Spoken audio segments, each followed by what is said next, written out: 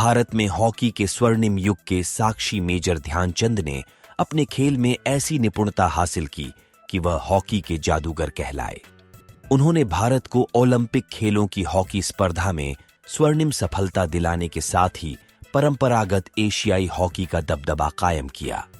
विपक्षी खिलाड़ियों के कब्जे से गेंद छीनकर बिजली की तेजी से दौड़ने वाले ध्यानचंद का जन्म 29 अगस्त 1905 को हुआ।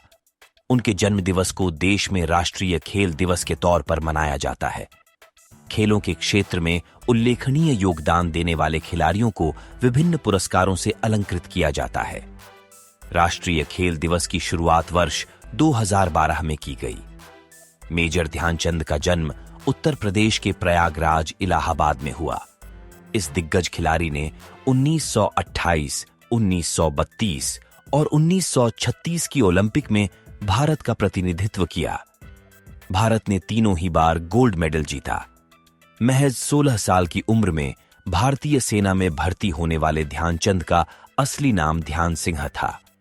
ध्यानचंद के छोटे भाई रूप सिंह भी अच्छे हॉकी खिलाड़ी थे, जिन्होंने ओलंपिक में कई गोल दागे थे।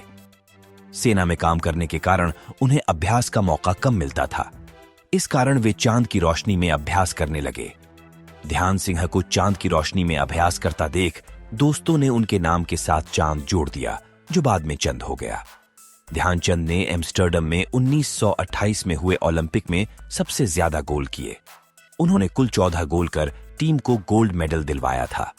उनका खेल देख एक स्थानीय पत्रकार ने कहा था कि जिस तरह से ध्यानचंद खेलते हैं वो जादू है, वे हॉकी के जादूगर हैं। ध्यानचंद का खेल पर इतना नियंत्रण था कि गेंद उनकी स्टिक से लगभग चिपकी रहती थी। उनकी इस प्रतिभा पर नीदरलैंड्स को शक हुआ और ध्यानचंद की हॉकी स्टिक तोड़कर इस बात की तसल्ली की गई कि कहीं वह चुंबक लगाकर तो नहीं खेलते हैं। मेजर की टीम ने साल 1935 में ऑस्ट्रेलिया और न्यूजीलैंड का दौरा किया था। यहां उन्होंने 48 मैच खेले और 201 गोल किए। क्रिकेट के महानतम बल्लेबाज डॉन ब्रैडमैन भी उनके कायल हो गए। उन्होंने कहा, वो हॉकी में ऐसे गोल करते हैं जैसे हम क्रिकेट में रन बनाते हैं।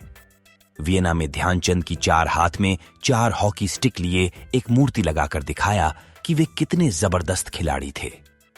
मेजर ध्यानचंद ने अपना अंतिम अंतर्राष्ट्रीय मैच 1948 में खेला। भारत सरकार ने ध्यानचंद को 1956 में देश के तीसरे सर्वोच्च नागरिक सम्मान पद्म भूषण से सम्मानित किया। मेजर ध्यानचंद की आत्मकथा गोल के अनुसार मेजर ध्यानचंद ने अपने हॉकी करियर में लगभग 570 गोल किए थे।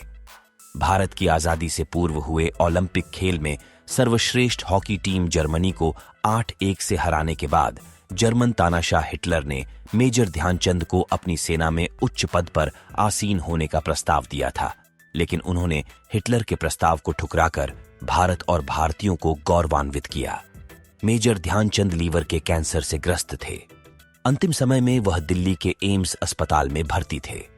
आखिरकार मेजर ध्यानचंद नामक यह सूर्य 3 दिसंबर 1979 को हमेशा के लिए अस्त हो गया।